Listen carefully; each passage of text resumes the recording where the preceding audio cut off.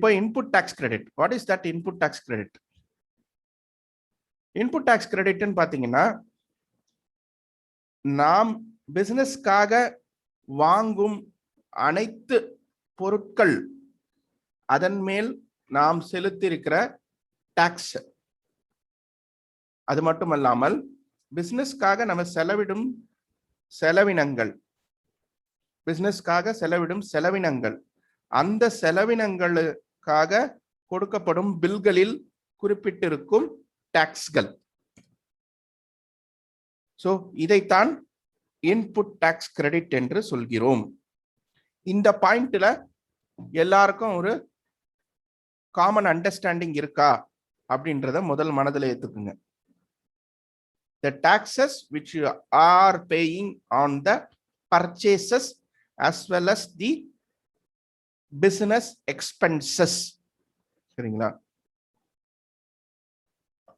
Business எக்ஸ்பென்சஸ்ல நீங்க பே பண்ற tax தான் இன்புட் டாக்ஸ் கிரெடிட்னு நம்ம சொல்றோம். Input tax, input means any goods or services is coming into your business. Expenses எடுத்துக்கிட்டோம், செலவு பண்றோம்னு எடுத்துட்டாலே, இப்போ வாடகை கொடுக்குறோம் அப்படின்னு எடுத்துட்டாலே, ஒருத்தர் உங்களுக்கு அவருடைய இடத்தை நீங்க வியாபாரம் செய்வதற்காக அந்த இடத்தை உங்களுக்கு கொடுக்கிறார். அப்போ there is a service coming in to your business. அதுதான் இன்புட். அது இன்புட் சர்வீஸ். அது வெறுமனே இன்புட் அப்படின்னு பாத்தீங்கன்னா, நீங்க உங்களுக்கு பிசினஸ்க்கான ரா மெட்டீரியல் வாங்குறதா இருக்கலாம், இல்ல ட்ரேடரா இருக்கீங்கன்னா உங்களுடைய குட்ஸ் ட்ரேட் பண்ற குட்ஸ் நீங்க பர்ச்சேஸ் பண்றீங்களா, அது இன்புட்டா இருக்கலாம். இல்ல நீங்க ஆபீஸ் யூசேஜுக்காக வாங்குற இந்த எலக்ட்ரானிக் ப்ராடக்ட்ஸ், எலக்ட்ரிக்கல் ஃபிட்டிங்ஸ், இல்ல ஆபீஸ்ல பயன்படுத்தக்கூடிய ஆபீஸ் ஃபைலுங்க, ஸ்டேஷனரி, இந்த மாதிரி விஷயங்களா கூட இருக்கலாம். எனிதிங் கன்சியூமபிள்ஸா இருக்கலாம், ரா மெட்டீரியலா இருக்கலாம், கன்சியூமபிளா இருக்கலாம், ஆபீஸ் எக்யூப்மெண்ட்ஸா இருக்கலாம், இல்ல ஆபீஸ் ஸ்டேஷனரிஸ் ஆன விஷயங்களா இருக்கலாம். எல்லாமே பொருளா வாங்கும் பொழுது அது இன்புட்டா கருதப்படுகிறது. ஒரு சர்வீஸ்க்காக பே பண்றோம்னா அது இன்புட் சர்வீசஸாக கருதப்படுகிறது. இந்த கான்செப்ட்ல ஃபர்ஸ்ட் நம்ம எல்லாரும் தெளிவா இருக்கணும். அடுத்தது இந்த இன்புட் டாக்ஸ் கிரெடிட், ஜிஎஸ்டியில் சொல்லப்படும் இன்புட் டாக்ஸ் கிரெடிட். இந்த இன்புட் டாக்ஸ் கிரெடிட் என்பது அன்லைக் இந்த ஏர்லியர் ரெஜிம், நம்முடைய பழைய சட்ட விதிமுறைகளில் பார்த்தீர்கள் என்றால், மேனுஃபேக்சரர் எல்லாம் சென்ட்ரல் எக்சைஸ் டியூட்டி கட்டியிருப்பாங்க. அவர்கள் சேல்ஸ் பண்ணும்போது சேல்ஸ் டாக்ஸ், வேட், இந்த மாதிரியான வரிகளை கட்டுவாங்க. ஆனா சென்ட்ரல் எக்சைஸ் டியூட்டி கட்டினதை வேட்டோட அட்ஜஸ்ட் பண்ணிக்க முடியாது அவங்களால. வேட் அவங்களுடைய ரா மெட்டீரியல்ஸ்ல வேட் எல்லாம் கட்டி எதாவது வாங்கியிருந்தாங்கன்னா அந்த வேட்டை சென்ட்ரல் எக்சைஸ் டியூட்டி பே பண்ணும்போது அதை அட்ஜஸ்ட் பண்ண முடியாது. ஆனால் இங்க ஜிஎஸ்டியில இந்த central excise duty, service tax, VAT எல்லாம் ஒன்னா சேர்ந்துட்டதால நமக்கு this adjustment is available across any combination. A manufacturer can adjust his raw material inputs taxes against his finished product liability. இந்த மாதிரியான விஷயங்கள் பண்ணலாம். அதுதான் ரெண்டாவது பாயிண்ட்ல, across the supply chain from manufacturer till it reaches the consumer அப்படின்னு சொல்லியிருக்காங்க. அடுத்தது அக்ராஸ் த ஸ்டேட்ஸ். இது எதற்காக, இது ரொம்ப முக்கியமான பாயிண்ட் ஆகுது அப்படின்னு சொல்லி பார்த்தீங்கன்னா, ஜிஎஸ்டி வருவதற்கு முன்னால் நாம் ஒரு மாநிலத்திலிருந்து இன்னொரு மாநிலத்திற்கு ஒரு ப்ராடக்டை வந்து சேல்ஸ் பண்றீங்க அப்படின்னா சென்ட்ரல் சேல்ஸ் டாக்ஸ், சிஎஸ்டி அப்படின்ற ஒரு வரி விதிப்பு போடுவாங்க.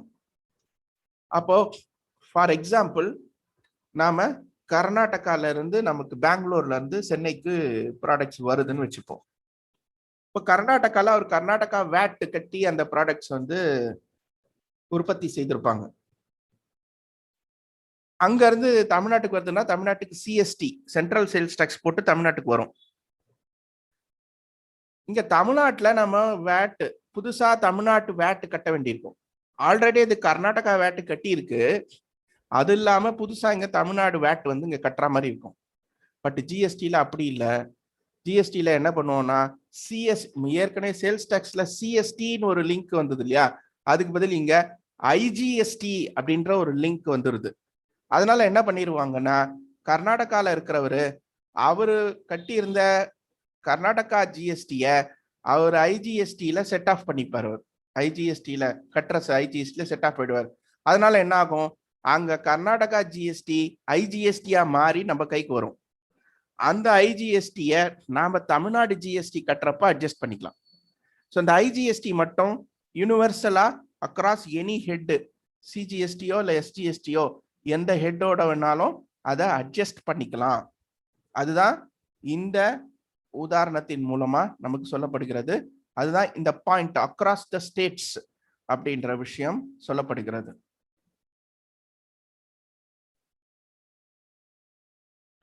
Furtherance of business concept.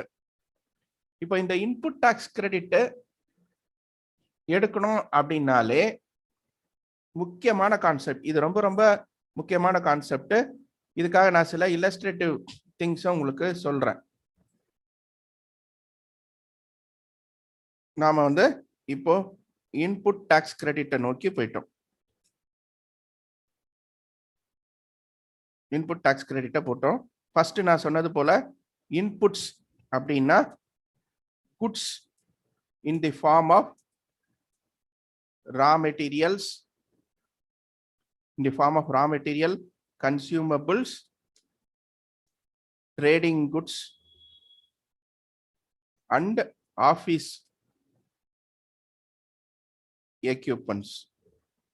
equipments bar stationaries எல்லாத்தையும் தான் நான் இன்புட்ஸ் என்று சொல்கிறேன். இன்புட் சர்வீசஸ், இன்புட் சர்வீசஸ் என்றால் என்னுடைய டாக்ஸ் எக்ஸ்பென்சஸ், அதுதான் வந்து input services. Expenses for all business services. For example rent, consultancy charges, professional charges, freight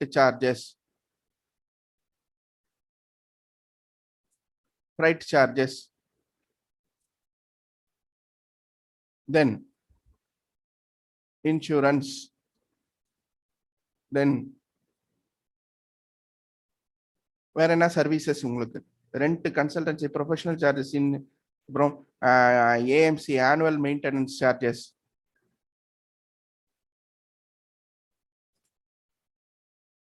office maintenance, அது மேபி செக்யூரிட்டி சர்வீஸாக இருக்கலாம், இல்லை ஹவுஸ் கீப்பிங் சர்வீசஸாக இருக்கலாம். எந்த சர்வீஸ்னா packing service. Okay, packing services சொல்லியிருக்காரு.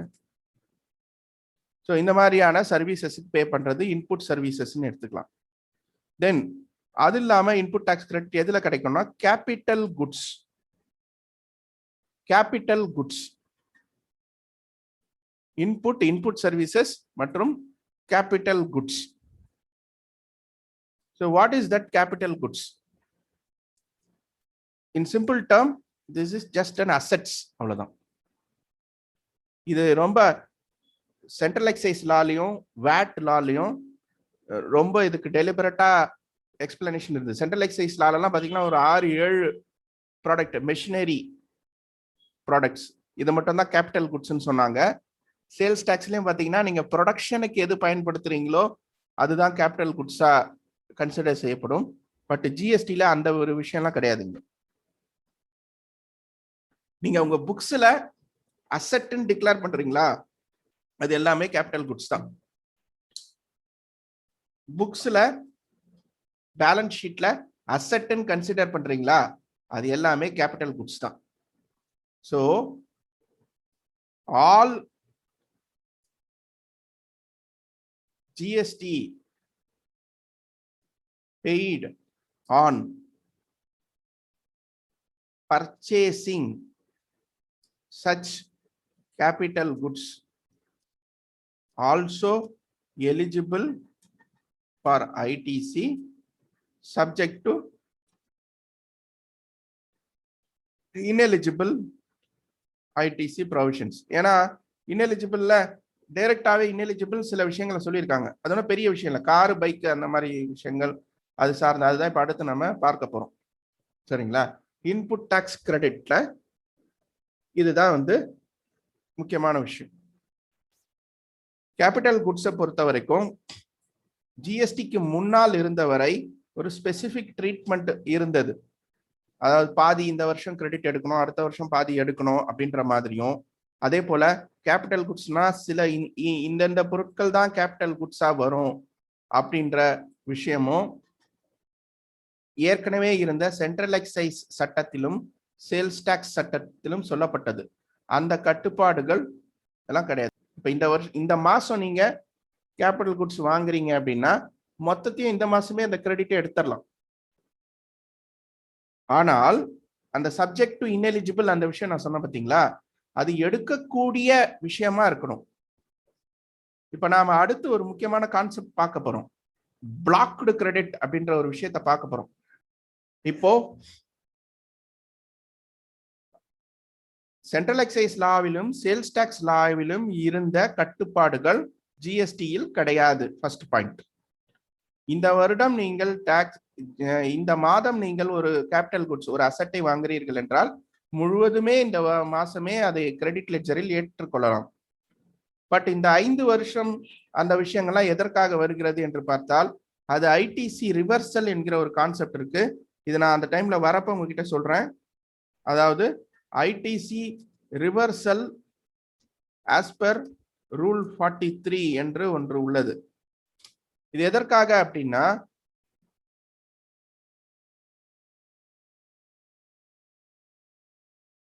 Blocked credit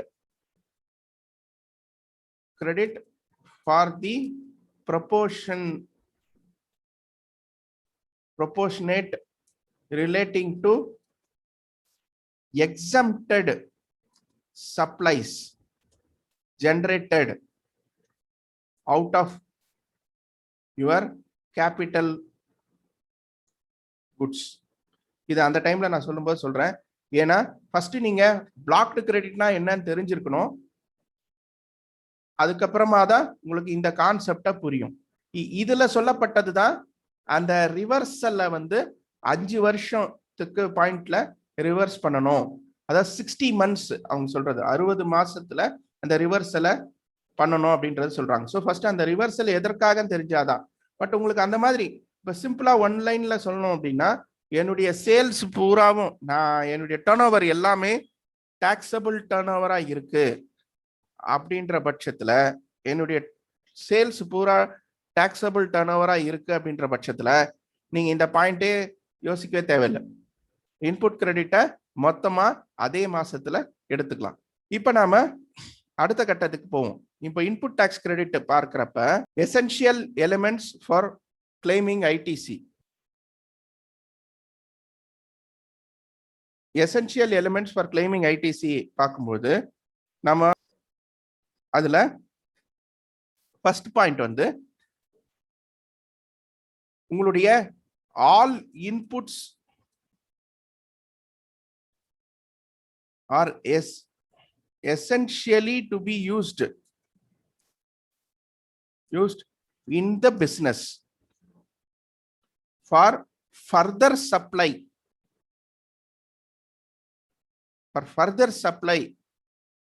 of any finished product or of the same product. உங்களுடைய எல்லா இன்புட்ஸும், அது இன்புட்டா இருக்கலாம், இன்புட் சர்வீசஸ் இருக்கலாம், கேபிட்டல் குட்ஸா இருக்கலாம், அது எல்லாமும் நீங்க பிசினஸ்க்குள்ள பயன்படுத்த எந்த ஜிஎஸ்டி நம்பர் ரெஜிஸ்ட்ரேஷன் நீங்க பண்ணிருக்கீங்களோ அதுல பிசினஸ்க்குள்ள பயன்படுத்தப்பட்டு அதன் மூலமாக வரக்கூடிய அவுட்புட் இருக்கு இல்லையா, சேல்ஸ், அது நீங்க டாக்ஸபிளா இருக்கணும். ஆக்சுவலா தி output of the output of your business, that is sales, turnover, and shall be taxable.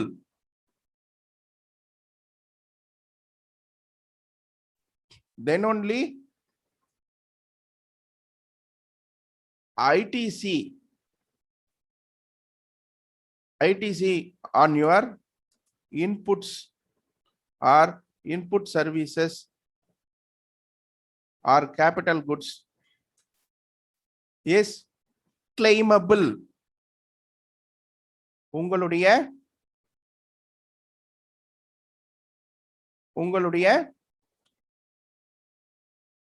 நீங்கள் செய்யும் தொழிலில், அதில் நீங்கள் செய்யும் வியாபாரமோ இல்ல நீங்கள் செய்யும் சர்வீஸோ, உங்களுடைய டர்ன்ஓவர் எல்லா டர்ன்ஓவரும் வரிக்குட்பட்ட ஜிஎஸ்டி டாக்ஸபிள் குட்ஸா இருக்கணும். அது எக்ஸம்ப்டடோ நில்ரேட்டட் டர்ன்ஓவராவோ இருக்கக்கூடாது.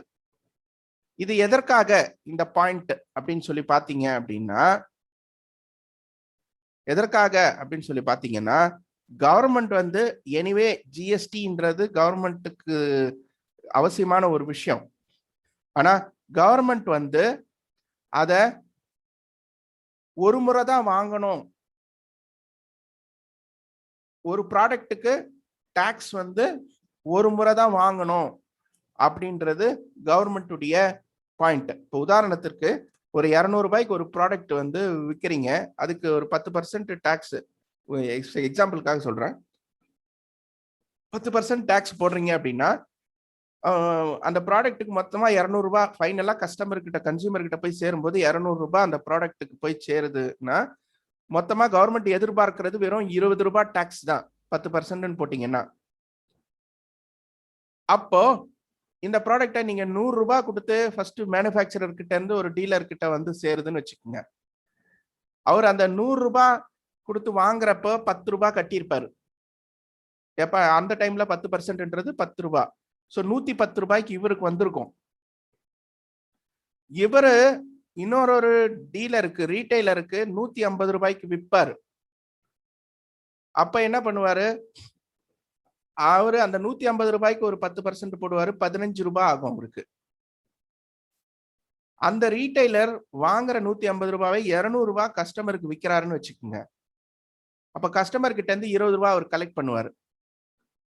இப்ப கவர்மெண்ட் ஒன்லி 20 ரூபாய் தான் அது எதிர்பார்க்குது. இப்ப கவர்மெண்ட் பாட்டுக்கு ஃபர்ஸ்ட் அந்த 100 ரூபாயில அவர் கட்டின 10 ரூபாயும் வாங்கி வச்சுக்கிட்டு, அதுக்கப்புறம் 150 ரூபாயில அவர் கட்டின 15 ரூபாயும் வாங்கி வச்சுக்கிட்டு, கடைசியா 20 ரூபாயும் உங்ககிட்ட வாங்குச்சுன்னா, மொத்தம் கவர்மெண்ட்டுக்கு மொத்தம் 10, 15, 25, ஒரு 20, 45 ரூபாய் ஆயிடும். அப்போ டபுள் டாக்ஸேஷன் ஆயிடுது. கேஸ்கேடிங் எஃபெக்ட்னு சொல்லுவாங்க. டாக்ஸ் அண்ட் டாக்ஸ் ஆயிடும். இதனால இன்னொரு சிரமம் நடக்கும். ஏன்னா 100 ரூபாய்க்கு வாங்கினவர் 150 ரூபாய்க்கு விற்கணும்னு சொன்னா, அவருக்கு அந்த 5 ரூபாய் டாக்ஸ் அட்ஜஸ்ட் பண்ணிக்காம இன்புட் கிரெடிட்டா அவருக்கு கொடுத்தா மட்டும்தான் அவர் 150 ரூபாய்க்கு பில் பிரைஸ் பண்ணுவார். இல்லைன்னா அவரு எனக்கு அந்த 5 ரூபாய் அவருக்கு திரும்ப வராதுன்னு தெரிஞ்சிச்சுன்னா 150 ரூபாய்க்கு பதில் 155 ரூபான்னு வச்சிருவாரு பில். இது நம்ம ஆரம்பத்திலேயே இந்த உதாரணத்தை பார்த்தோம். அப்ப என்ன ஆயிடும், 150 ரூபாய் 155 ரூபாய் ஆகும். 155 ரூபாய் அதுக்கு மேல இவர் டாக்ஸ் போட்டு ஒரு 5 ரூபாய் 6 ரூபாய் டாக்ஸ் வருதுன்னா 160 ரூபாய்க்கு இவர் கடைசி ஆளு கொடுக்குறாங்க. கடைசி ஆளு என்ன பண்ணுவாரு, அவருக்கு கட்டின டாக்ஸ் கிரெடிட் அவருக்கு கிடைக்கலன்னா அவரு அதுக்கு மேல ஒரு 50 ரூபாய் வச்சு 210 ரூபாய், பிரைஸே 210 ரூபாய் இல்ல 215 ரூபாய் ஆயிடும். இந்த 215 ரூபாய்க்கு மேல அகைன் ஒரு 10% போட்டாருன்னா கஸ்டமருக்கு போய் சேர்றதுக்குள்ள 220 ரூபாய்க்கு போய் சேர வேண்டிய பொருள் கஸ்டமருக்கு 235 ரூபாய் 240 ரூபாய்க்கு போய் சேரும். அன்னெசரியா கவர்மெண்ட்டுக்கு. ஏன்னா இப்படித்தான் பழைய சட்ட, இதன் அடிப்படையில தான் ஜிஎஸ்டின்ற ஒரு விஷயமே வந்துச்சு. இதை தவிர்ப்பதற்கு தான் என்ன பண்ணாங்கன்னா கவர்மெண்ட் இந்த இன்புட் டாக்ஸ் கிரெடிட் இந்த சிஸ்டம்லாம் கொண்டு வராங்க. ஸோ இந்த இன்புட் டாக்ஸ் கிரெடிட் கொண்டு வரோம்னா அப்ப என்ன, ஒரு விஷயத்தை நம்ம ஊர்ஜிதப்படுத்தணும். என்னன்னா, நானு ட்ரேடரா இருக்கேன், வியாபாரியா இருக்கிறேன்னா, அதாவது டாக்ஸ் என் பில்லுல டாக்ஸ் சார்ஜ் பண்ணி கலெக்ட் பண்ற வியாபாரியா இருக்கிறேன்னா எனக்கு தான் இன்புட் கிரெடிட் எலிஜிபிள் அப்படின்றத நம்ம புரிஞ்சுக்கிறவங்களா இருக்கணும். ஃபர்ஸ்ட் எல்லாருக்கும் இன்புட் டாக்ஸ் கிரெடிட் எலிஜிபிள் கிடையாது ஆக்சுவலா. ஸோ பாயிண்ட் என்னன்னா, ITC is eligible only to the dealer or taxpayer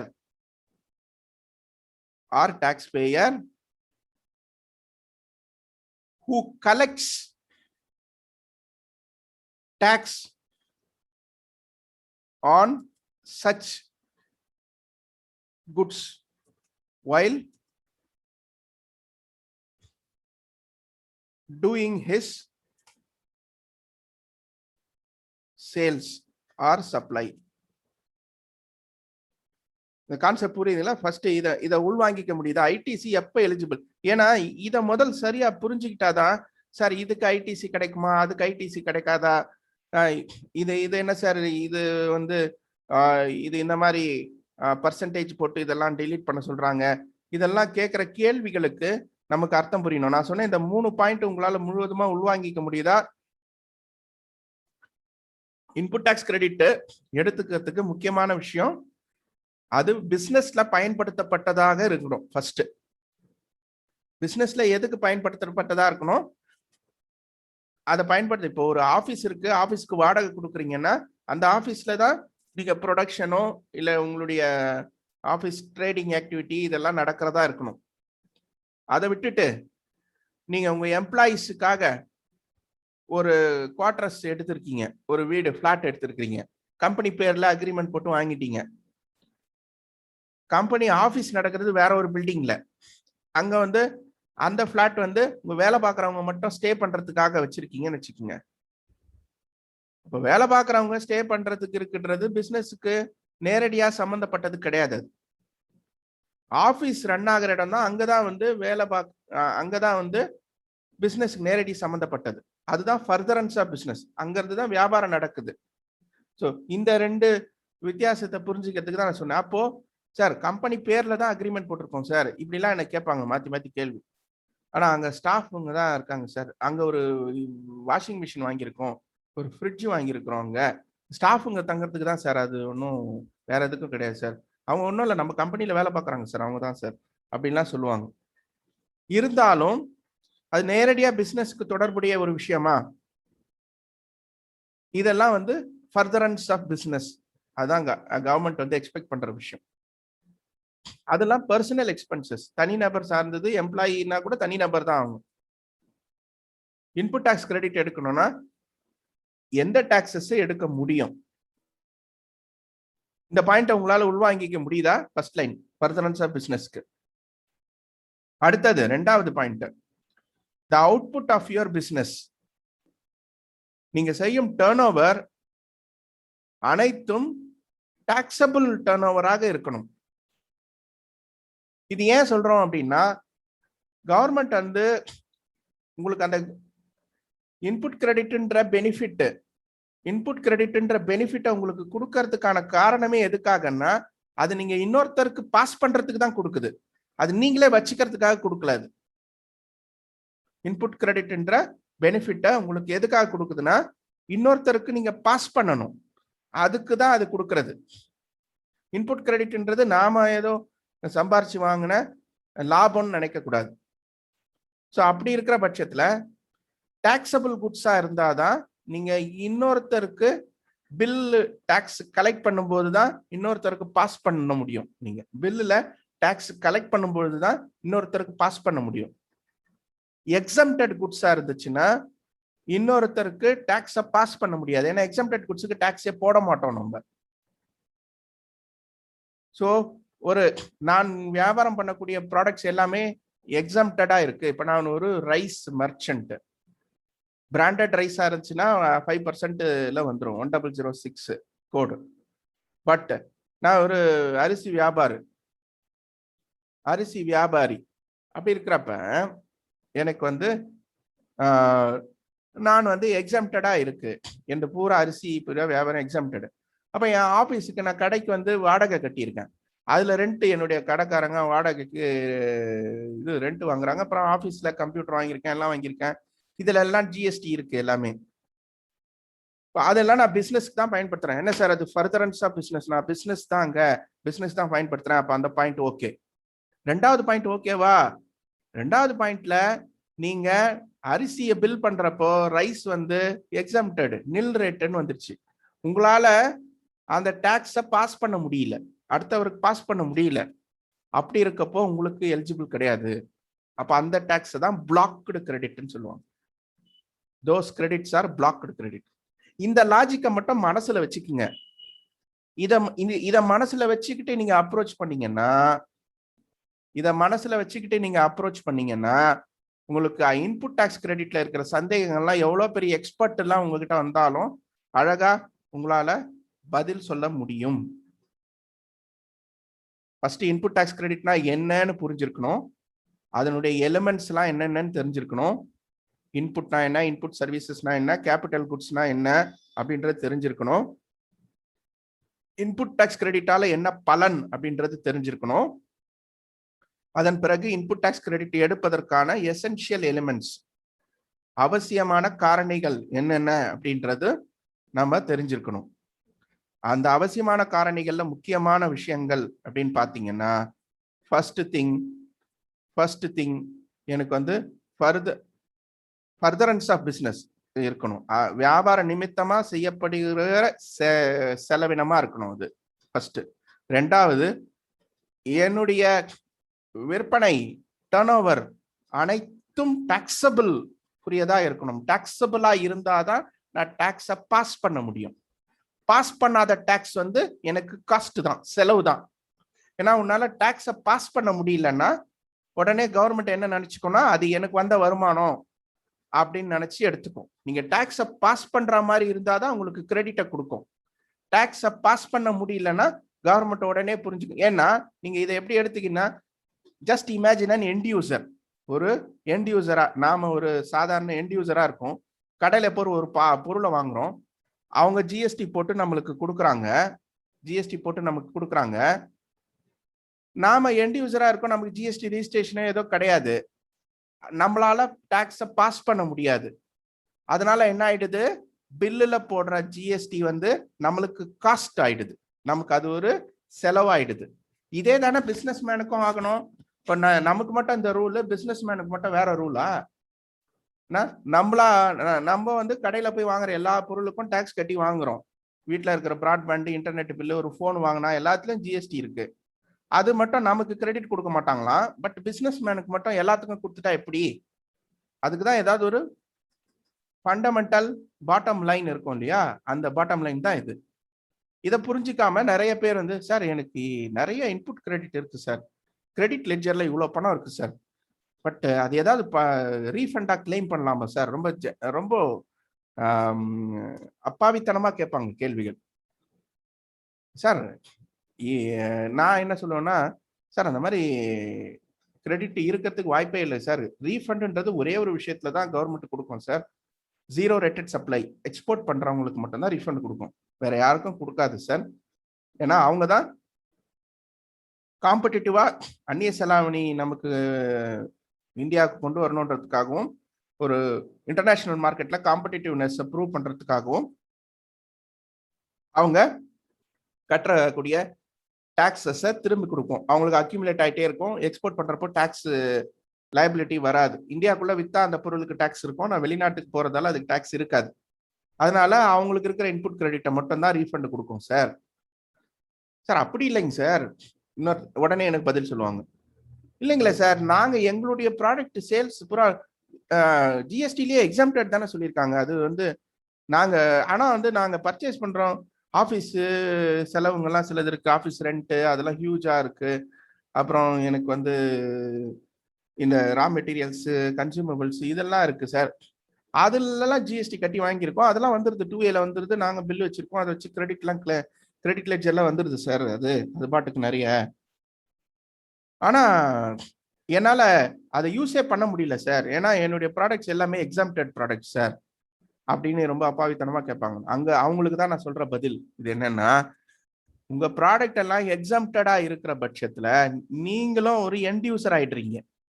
tax பெனிஃபிட்டை உங்களால யூஸ் பண்ண முடியாது. எண்ட் யூசர் ஆயிடுறீங்க, டாக்ஸ் பெனிஃபிட்டை யூஸ் பண்ண முடியாது. ஓகே, இந்த கான்செப்ட் நான் இப்ப இது வரைக்கும் நான் சொன்ன கான்செப்ட் எல்லாருக்கும் ரொம்ப தெளிவா புரியுதா? இனிமே நான் உங்களுக்கு வந்து இந்த கிரெடிட் எடுக்கலாமா வேண்டாமான்ற சந்தேகத்தை நான் இந்த ரூல்ஸ் எல்லாம் அப்ளை பண்ணி தான் நீங்க பார்க்கணும். உங்களால தெளிவா உங்களால புரிஞ்சுக்கொள்ள முடியுதா? ITC is eligible only to the taxpayer who collects tax on goods. யாரு பில்லுல டாக்ஸ் போட்டு கலெக்ட் பண்றாங்களோ அவங்க தான் அவங்க வாங்கின பொருட்களுக்கான அவங்க பிசினஸ்ல செலவு பண்ண விஷயத்துல இருக்கக்கூடிய இன்புட் கிரெடிட்டை அவங்க மட்டும்தான் அவைல் பண்ண முடியும். என்னுடைய நான் பில் பண்றப்போ டாக்ஸபிள் இல்லைன்னு வச்சு, என்னுடைய டேர்ன் ஓவர்ல டாக்ஸபிலிட்டி இல்லைன்னா என்னால கிளைம் வாங்க முடியாது. சார் எனக்கு எல்லா குட்ஸும் எக்ஸாம்டட் கிடையாது சார், ஒரு ப்ரொபோர்ஷனேட் மட்டும். இது உங்களுக்கு யாருக்கா ஐடியா தெரிஞ்சாலும் எனக்கு சொல்லுங்க. இப்போ ஃபார் எக்ஸாம்பிள் நான் சொல்றேன், நீங்களே இதுக்கு ஒரு விளக்கம் சொல்லிடலாம். நீ நல்லா கவனிங்க, எல்லாரும் பாருங்க. இப்போ இவ்வளவு லாஜிக் புரிஞ்சிச்சு உங்களுக்கு ஆக்சுவலா. ஸோ இப்போ வந்து ப்ரொபோர்ஷனேட் அவைலபிலிட்டி ஆஃப் ITC அது ஒரு டாபிக். இப்போ என்னுடைய டோட்டல் டர்ன் ஓவர் சேல்ஸ் வந்து என்னுடைய டோட்டல் டர்ன் ஓவர் வந்து 1 கோடி ரூபாய்.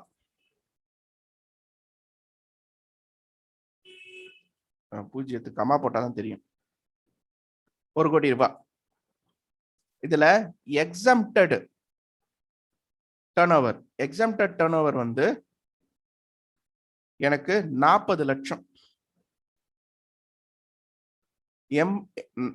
எக்ஸம்டட் டர்ன் ஓவர் 40 லட்சம். டாக்ஸபிள் டர்ன் ஓவர் 60 லட்சம். சரியா? இப்ப எனக்கு டோட்டலா ITC இன்புட்டு அந்த மாசம் நான் பாக்குறப்போ இன்புட் மூலமா எனக்கு கிடைச்ச ITC input services capital goods மூலமா கிடைச்ச ITC பாத்தீங்கன்னா எனக்கு வந்து டோட்டலா அந்த மாசம் 1 லட்சம் ரூபாய் இருக்கு ITC. இப்ப சொல்லுங்க, நான் மேல சொன்ன ரூல்ஸ மனசுல வச்சுக்கிட்டு எனக்கு இந்த 1 லட்சம் ரூபாய் ITC ஃபுல்லா எலிஜிபிளா, ஃபுல்லா கிளைமபிளா? ஸோ கிளைமபிள் ITC எவ்வளோ? கிளைமபிள் ITC எவ்வளோ? கிளைமபிள் ITC எவ்வளோ? the entire input tax credit, the GST departmentல இருக்கிற biggest என்ன சொல்றது ஸ்க்ரூட்டினி அண்ட் அதர் திங்ஸ் எல்லாம் பாத்தீங்கன்னா இன்புட் டாக்ஸ் கிரெடிட் சார்ந்ததா தான் இருக்கும். அதனால எந்த பிசினஸ்ல போனாலும் சிக்கலே வந்து இந்த இன்புட் டாக்ஸ் கிரெடிட் சார்ந்த விஷயமா தான் இருக்கும். பில்லை பொறுத்த வரைக்கும் பிரச்சனையே இருக்காது. யாரும் வந்து பில்லு வந்து கரெக்டா சேல்ஸ் எல்லாம் சப்ரஷன் எல்லாம் பெருசா நடக்கிறது இல்லை. GST வந்த பிறகு எல்லாமே டர்ன் ஓவர் டிக்ளேர் ஆயிடுது. பிரச்சனையே இன்புட் டாக்ஸ் கிரெடிட்ல தான் நடக்குது. அதனால தான் இதை ரொம்ப எலாபரேட்டா பார்த்துட்டு இருக்கோம் இந்த இடத்துல. இப்போ பேமெண்ட் டு சப்ளையர், அப்புறம் இன்புட் டாக்ஸ் கிரெடிட் நான் எடுத்துக்கணும் அப்படின்னா எனக்கு முக்கியமான இன்னொரு அம்சம் என்ன இருக்குன்னா, அந்த சப்ளையருக்கு நான் 180 நாட்களுக்குள்ள 6 மாசம் டைம், அதுக்குள்ள அந்த பில்லை முழுசா கிளியர் பண்ணிருக்கணும். பார்ட்டா கூட எதுவும் பெண்டிங் வைக்காம முழுசா கிளியர் பண்ணிருக்கணும். அப்படி கிளியர் பண்ணியிருந்தா மட்டும்தான் அந்த பில்லுல இருக்கிற இன்புட் கிரெடிட்டை நான் என்ஜாய் பண்ண முடியும். சரி, அப்படி பண்ணலைன்னா என்ன பண்ணணும் அப்படின்னா, இதுவும் ஒரு செல்ஃப் ரெகுலேட்டரி மெஷர் தான். யாரோ வெளியால் வந்து உங்களை கேட்கலாம் மாட்டாங்க. நீங்களா சரி இவருக்கு மட்டும் ஏதோ ஒரு காரணத்தால இந்த பில்லுக்கு நான் பெண்டிங் வச்சிருக்கேன் பேமெண்ட், அது ஒரு டிஸ்பியூட் இருக்கு, அந்த டிஸ்பியூட் சால்வ் ஆனோன்னு தான் நான் அந்த கிரெடிட்டை வந்து சாரி அந்த பில்லுக்கு முழுசா பே பண்ணுவேன் அப்படின்னு நீங்க ஃபீல் பண்ணீங்கன்னா ஏற்கனவே அந்த பில் வந்தப்ப நீங்க கிரெடிட் முழுசா எடுத்துட்டு இருப்பீங்க. அந்த கிரெடிட்டை இப்போ நீங்க இந்த 180 நாள் கிராஸ் ஆகுதுன்னா இந்த எந்த மந்த் அது கிராஸ் ஆகுதோ அந்த மந்த், ஏன்னா அது லேட் ஆயிடுச்சுன்றதால அந்த கிரெடிட்டை மட்டும் நீங்க வாலண்டியரா புக்ல என்ட்ரி போட்டு ரிவர்சல் பண்ணிட்டு, அதே போல ரிட்டர்ன்லயும் ITC reversal as per rule 37 or rule 37, ஏதாவது ரூல் 37 ரிவர்சல் சொல்லுவாங்க. ஆஸ் பர் ரூல் 37 ரிவர்சல் நான் பண்ணி கொடுக்குறேன் அப்படின்னு நீங்க வாலண்டியரா நீங்க பண்ணீங்கன்னா உங்களை வந்து கவர்மெண்ட் வேற எந்த பிரச்சனைக்கும் உங்களை உள்ளாக்காது. சரி, இது எப்படி அவங்களுக்கு தெரிய வரும் அப்படின்னா ஒண்ணும் இல்லை, நம்ம சிம்பிளா பில் டு பில் மேட்சிங் நம்ம அக்கௌண்ட்ஸ்ல மெயின்டைன் பண்ணும்போது இது கிளீனா தெரிஞ்சிடும். அவுட்ஸ்டாண்டிங்ஸ் போட்டு பில்ஸ் வெர்சஸ் பேமெண்ட்ஸ் பார்த்தோம்னாலே தெரிஞ்சிடும்.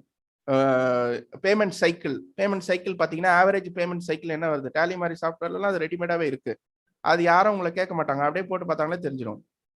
ஸோ இந்த மாதிரி விஷயங்கள்லாம் செல்ஃப் ரெகுலேட்டரி மெஷர்ஸ். ஜிஎஸ்டி நம்ம இன்புட் கிரெடிட் முழுவதுமா எடுக்கணும்னா சப்ளையருக்கு கரெக்டா பேமெண்ட் பண்ணி இருக்கணும் 6 மாசத்துக்குள்ள.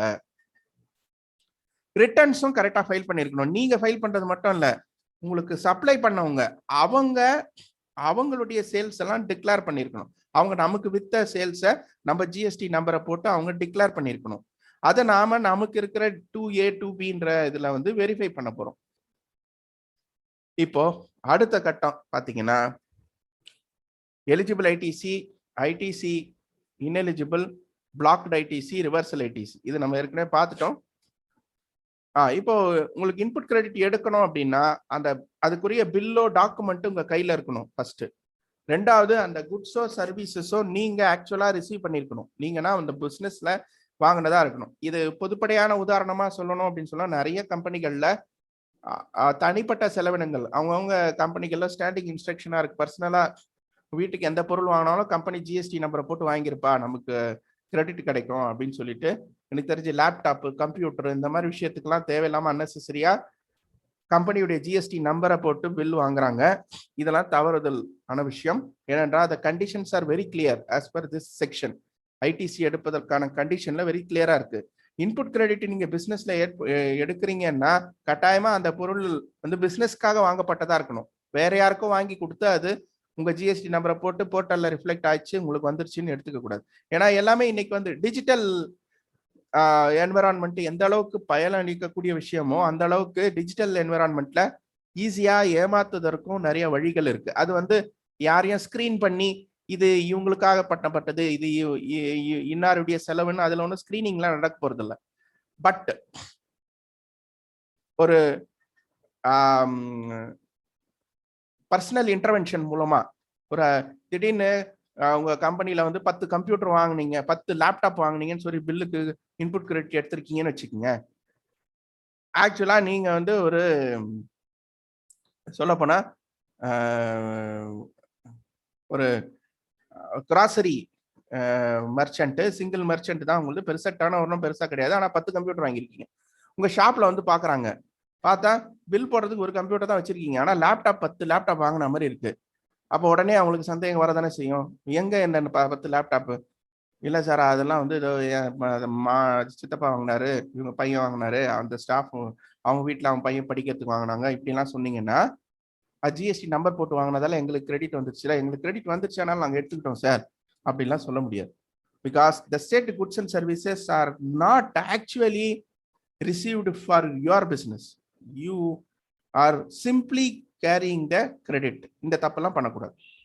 returns have been filed, the tax charged have been paid to the government by the supplier. னா நீங்க பில்லோட டாக்ஸை ஒரு சப்ளையருக்கு நீங்க கொடுத்துருக்கீங்கன்னா அவர் ஒழுங்கா ரிட்டர்னை காமிச்சு அவர் அந்த டாக்ஸை கவர்மெண்ட்டுக்கு கட்டணும். ஏன்னா கவர்மெண்ட்டுக்கு வரி வந்தாதான் அதை பெனிஃபிட்டா உங்களுக்கு கொடுக்க முடியும். இது லிட்டரலா பாருங்க. இப்போ நீங்க இருக்கீங்க, உங்ககிட்ட வந்து உங்க ஃப்ரெண்டு வந்து ஒரு 10,000 ரூபாய் கொடுத்து வச்சிருக்கிறாரு. கொடுத்து வச்சுட்டு நாளைக்கு உங்க 2 பேருக்கும் ஃப்ரெண்டு இன்னொருத்தர் இருக்காரு, அவருக்கு வந்து இவரு வந்து ஒரு 10,000 ரூபாய் கொடுக்க வேண்டியிருக்கு. இவர் என்ன சொல்றாரு, உங்ககிட்ட ஏற்கனவே 10,000 ரூபாய் கொடுத்தாரு, உங்ககிட்ட என்ன சொல்றாரு, பா நான் கொடுத்த 10,000 ரூபாய் இருக்குல்ல, அத அவருக்கு கொடுத்துருப்பா, அவருக்கு ஏதோ தேவை இருக்காம்பா, அவருக்கு கொடுத்துருப்பான்னு சொல்றாரு. சரி, நீங்க கொடுக்குறீங்க. இப்போ என்ன ஆயிடுது, ஒரு ஸ்டேஜ்ல அந்த 10,000 ரூபாய் வந்து இவர் உங்ககிட்ட கொடுத்தவரு அவரு உங்ககிட்ட இருந்து அந்த 10,000 ரூபாய் வாங்கிட்டாரு, இல்ல அதை கொடுக்கவே இல்லைன்னு வச்சுக்கோங்க. கொடுக்குறேன்னு சொல்லி கொடுக்காம இருந்துட்டு நாளைக்கு அந்த ஃப்ரெண்டு கிட்ட ஏப்பா நான் 10,000 ரூபாய் கொடுக்குறேன்னு சொன்னேன்ல, அதான் நீ அந்த 10,000 அவர்கிட்ட கொடுத்துரு, நான் உங்ககிட்ட அப்புறமா கொடுக்குறேன்னா நீங்க கொடுப்பீங்களா? யோசிப்பீங்க இல்லையா? என்னப்பா என்கிட்ட காசே இல்லை, அப்ப ஏன் நான் அவங்க வேணும்னா அவனுக்கு வேணும்னா நான் காசு தரேன், நீ கொடுக்குறேன்னு சொன்ன விஷயம் நான் கொடுக்குறப்ப கொடுக்குறேன், இப்போ அவனுக்கு அதை கொடு அப்படின்னா நான் எப்படிப்பா கொடுக்க முடியும், என்கிட்ட காசு இல்லையாப்பான்னு தானே சொல்லுவீங்க நீங்க. அந்த மாதிரி தான் இந்த ஒரு விஷயமும். அந்த மாதிரி தான் ஒரு விஷயம். நம்ம பாட்டுக்கு பில்லுல ஏதோ டெக்னாலஜி டிஜிட்டலா இருக்குன்றதுக்காக என்ட்ரி மட்டும் போட்டுட்டு கிரெடிட் வந்துருச்சுன்னா கவர்மெண்ட்டுக்கு பணம் வந்து சேராம எப்படி நமக்கு அந்த பெனிஃபிட்டை பாஸ் ஆன் பண்ணும்? ஸோ இதுதான் வந்து சிம்பிள் லாஜிக். ஓகே, அடுத்து மேட்சிங் இன்வாய்சிங் ரிவர்சல். அதான் பில் டு பில் மேட்ச் ஆகல இதுவாகலன்றப்போ ரிவர்சல். இதான் இப்போ இந்த இன்புட் டாக்ஸ் கிரெடிட் சார்ந்தே வீட்டுக்கு வீடு வாசப்படின்னு சொல்லுவோம். அதாவது ஒவ்வொரு கம்பெனிகள்லயும் வந்து கவர்மெண்ட் நினைச்சதுன்னா தட்டி தட்டி பிரச்சனைகள் எடுக்க முடியும், ஏகப்பட்ட பிரச்சனைகள். அதனால என்ன சார் இவரு படிக்க வந்தா பயமுறுத்துறாருன்னு நினைக்க வேண்டாம். ஏன்னா இன்புட் ஜிஎஸ்டி என்பது இன்புட் டாக்ஸ் கிரெடிட் எடுப்பதில் அவ்வளவு கவனம் நம்ம செலுத்த வேண்டிய அம்சங்கள் நிறைய விஷயங்கள் இருக்கிறது. அதுல ஒரு முக்கியமான விஷயம் இன்எலிஜிபிள் ஐடிசி, அந்த 17 சப்செக்ஷன் 5 என்று சொல்லப்படக்கூடிய அந்த இன்எலிஜிபிள் ஐடிசி. பிளாக்டு இன்புட் கிரெடிட்டை பத்தி தான் நம்ம முன்னாடி பார்த்தோம். இப்போ நம்ம அந்த லெங்த் அண்ட் பிரெத்தா டிஸ்கஸ் பண்ணது, என்னுடைய விற்பனைக்குரிய அனைத்து பொருட்களும் வரிக்குட்பட்ட பொருளா இருக்கணும், அப்பதான் நான் என்னுடைய இன்புட் கிரெடிட்டை நான் முழுசும் கிளைம் பண்ண முடியும் அப்படின்ற விஷயத்த நான் சொல்லியிருந்தேன். சரி, இப்போ 17 சப்செக்ஷன் 5 அப்படின்ற இன்எலிஜிபிள் ஐடிசி, அதாவது நேரடியாவே இது வந்து டாக்ஸபிள் எக்ஸம்ப்டட் அந்த கதையெல்லாம் கிடையாது. இங்க வந்து மோட்டார் வெஹிக்கிள்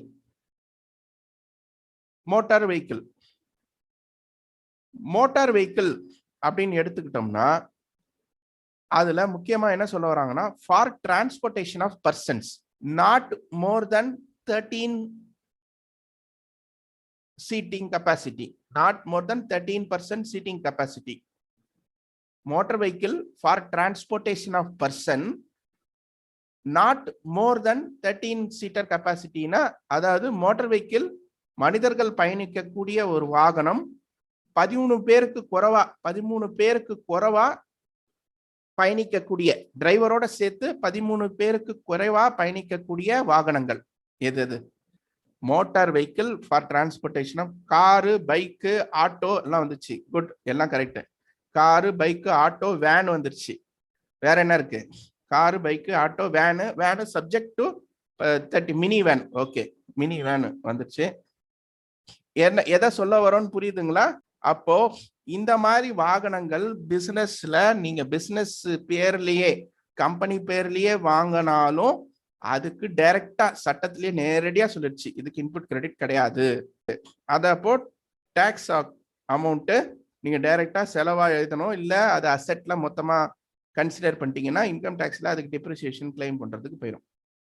புரியுதுங்களா?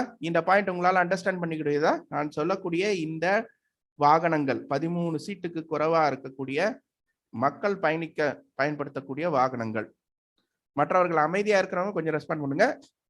அதே போல if the motor vehicle is used for further supply, அதே நேரத்துல இதே வாகனம் நான் வாங்கி விற்கிற ட்ரேடரா இருக்கேன்னு வச்சுங்க, எனக்கு எலிஜிபிள், அது சொல்றாங்க. அதே போல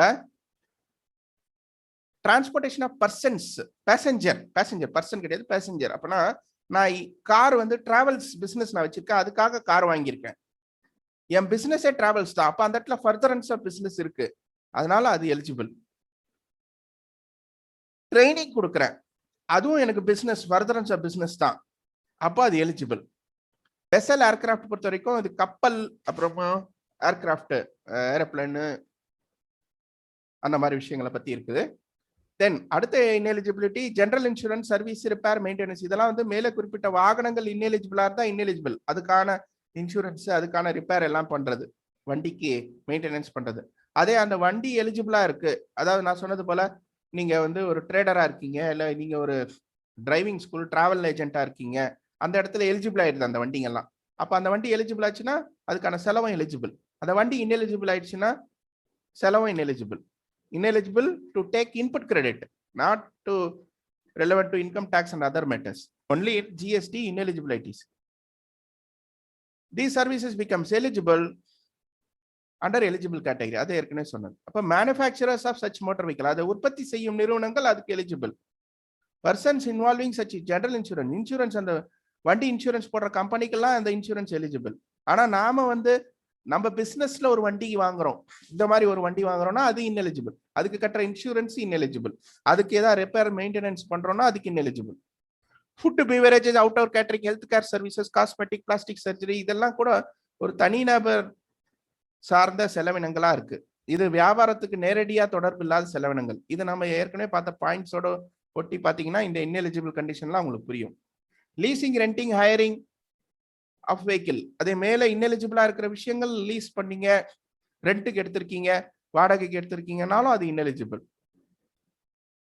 லைஃப் இன்சூரன்ஸ், ஹெல்த் இன்சூரன்ஸ், அதுல வர ஜிஎஸ்டியும் இன்எலிஜிபிள். இதெல்லாம் நேரடியாவே இந்த ஐடிசி எல்லாம் எடுக்க கூடாதுன்னே சொல்லிட்டாங்க. Core business is transportation, then it is eligible. அதான் சொல்ல வரேன் நான்.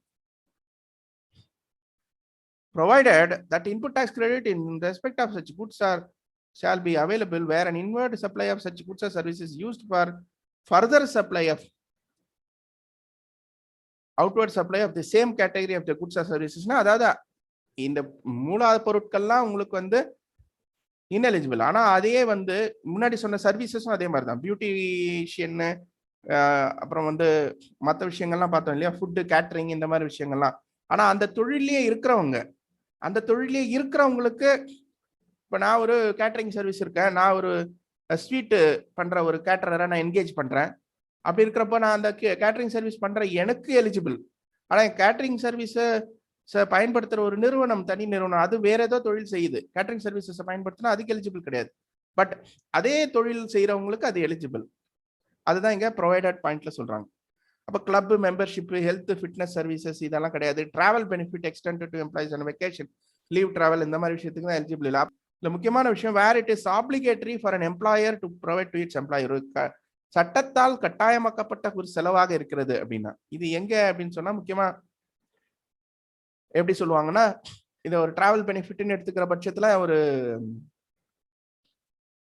விமன் எம்ப்ளாயிஸ் இல்லை ஒரு உங்களுடைய லோக்கல் கவர்மெண்ட் வந்து விமன் வந்து லேட்டா நைட்ல போறாங்கன்னா அவங்களுக்கு டிராவல் அரேஞ்ச்மெண்ட் பண்ணி கொடுக்கணும்னா அந்த டிராவல் அரேஞ்ச்மெண்ட் பண்ணக்கூடிய அதுல வரக்கூடிய அந்த வாடகைக்கு எடுக்கிற காரோ இல்லை அதுக்கு பயன்படுத்துற காரு, அந்த எக்ஸ்பென்சஸ்ன்னா ஓகே, அந்த டிராவல் பெனிஃபிட்டுக்குரிய எக்ஸ்பென்சஸ் அதுல வர ஜிஎஸ்டி எலிஜிபிள். அதாவது it should be compulsory under any லாவா இருக்கணும். அதை தவிர ஜென்ரலா இருக்கக்கூடிய விஷயங்கள் வந்து இன்எலிஜிபிள். டிராவலிங் அண்ட் கன்வேயன்ஸ் அதெல்லாம் ineligible. Works contract services for construction of immovable ப்ராப்பர்ட்டினா பில்டிங் சொல்றாங்க இங்க முக்கியமா, அவ்வளவுதான். பில்டிங் டைரக்டா இன்எலிஜிபிள். பில்டிங்னு அக்கௌண்ட்ல நம்ம சார் பில்டிங் ஒரு ஆஃபீஸ் ஃபேக்டரி கட்டுறோம், ஒரு ரூம் கட்டுறோம் சார் எங்க இதுல, அதுக்கு எடுத்துக்கணுமா சார்னா அது டைரக்டா சொல்லிட்டாங்க ஒர்க்ஸ் கான்ட்ராக்ட் சர்வீசஸ். ஆனா இதுல ரெண்டு விஷயம், அதுல எக்ஸ்பிளனேட்டரி நோட் வந்திருக்கு. when it is capitalized in the books of accounts then only it is ineligible-ன்ற மாதிரி இருக்கிறதால நிறைய பேர் ஸ்மார்ட்டா ஹேண்டில் பண்ணுவாங்க. சின்ன ஒரு படிக்கட்டு கட்டியிருக்கோம், ஒரு கிரில் போட்டிருக்கோம், அந்த மாதிரி விஷயம்லாம் பில்டிங் மெயின்டெனன்ஸ், ஆஃபீஸ் மெயின்டெனன்ஸ்னு அக்கௌண்ட் பண்ணிடுவாங்க. அப்படின்னா அக்கௌண்ட் பண்ணாங்கன்னா எடுத்துக்கலாம். இங்க வந்து when it is capitalized in the books of accounts நான் பில்டிங் அக்கௌண்ட்டாவோ office furnishing, infrastructure, land and building அக்கௌண்ட்ல புக் பண்றீங்க, அசெட்டா கன்சிடர் பண்றீங்கன்னா தான் இன்எலிஜிபிளா ஆகுது. இந்த வீடியோவை திரும்ப போட்டு பாருங்க, அப்பதான் உங்களுக்கு தெரிய வரும்.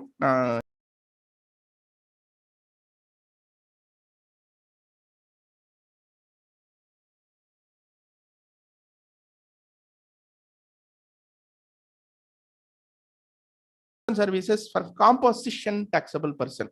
காம்போசிஷன் டாக்ஸபிள் பர்சன் டாக்ஸ் போட மாட்டார் இல்லையா, நீங்க ஏற்கனவே கேள்வி கூட கேட்டீங்க. அதுல டாக்ஸ் வந்து நம்ம எடுக்க, ஏன்னா அவர் பில்லுல டாக்ஸே இருக்காது, போட்டு கொடுத்தாங்கன்னா தப்பு அது, அதனால அது நம்ம எடுக்கவும் முடியாது. குட்ஸ் சர்வீஸ் ரிசீவ்ட் ஃப்ரம் நான் ரெசிடென்ட் டாக்ஸபிள் பர்சன், அதுவும் நமக்கு எடுக்கக்கூடாது. அதே நேரத்தில் இம்போர்ட் பண்றோம்னா அதுக்கு நாமளே டாக்ஸ் நேரடியாக கட்டிட்டு நாமளே எடுத்துப்போம், அது இதோட நேரடி தொடர்பு படுத்த முடியாது. தென் personal consumption goods and services used, அதான் நான் சொன்னேன், ஆஃபீஸ்ல வேலை பார்க்குறவங்க அவங்க வீட்டுக்கு ஏதாவது ஃப்ரிட்ஜு இதெல்லாம் வாங்கினாங்க, அதை இந்த கணக்கில் எடுத்துட்டாங்கன்னா எடுக்கக்கூடாது. Goods lost, stolen, destroyed, return of, disposed of, gift, free sample, இந்த மாதிரி எது கொடுத்தாலும் தொலைஞ்சு போச்சு, அழிஞ்சு போச்சு, எரிஞ்சு போச்சு, திருடு போயிடுச்சு, இந்த மாதிரி பொருட்கள்லாம் இருந்ததுன்னா அந்த பொருளுக்குரிய இன்புட் கிரெடிட்டா நம்மளா வாலண்டியரா வந்து ரிவர்ஸ் பண்ணணும். அதை ரிவர்ஸ் பண்ணிடணும். அதை கேரி ஓவர் பண்ணக்கூடாது. வியாபாரம் பண்ண முடியாத விஷயங்கள், அதாவது டாக்ஸ் கலெக்ட் பண்ணி வியாபாரம் பண்ண முடியாத பொருட்களுக்குரிய இன்புட் கிரெடிட் எல்லாத்தையும் ரிவர்ஸ் பண்ணணும். லாஜிக் அதுதான். அதுக்கு தான் உங்களுக்கு ஃபர்ஸ்ட் அந்த லாஜிக்கை உங்களுக்கு புரிய வச்சேன். Then tax paid in accordance with the provisions of 74(121) இது பெனல்டி. ஏதாவது உங்களுக்கு குட்ஸ் மூவ்மெண்ட்ல இடையில வந்து டாக்குமெண்ட் ஏதாவது பிரச்சனையா இருக்கு, அதுக்காக உங்களுக்கு ஃபைன் கட்ட சொல்றான். அந்த ஃபைனை கட்டிட்டு நீங்க இன்புட் எடுத்துங்கன்னு சொன்னாங்கன்னா தப்பு. அதெல்லாம் சட்டப்படி நேரடியாவே இன்எலிஜிபிள்னு நம்ம சட்டத்துல சொல்லிட்டாங்க. இதுதாங்க இன்றைய வகுப்பு. இன்னும் இது போன்ற பல சிறு சிறு வீடியோக்கள், அவசியமான வீடியோக்கள், நம்ம அக்கவுண்ட்ஸ் துறை சார்ந்த வீடியோக்கள் மற்றும் டாக்ஸேஷன் சார்ந்த வீடியோக்களும் நாம் அவ்வப்போது அப்லோட் செய்து கொண்டே இருப்போம். தொடர்ந்து இந்த சேனலை கண்காணித்து கொண்டே இருங்கள். உங்கள் நண்பர்களுக்கும் ஷேர் செய்யுங்க. நன்றி, வணக்கம்.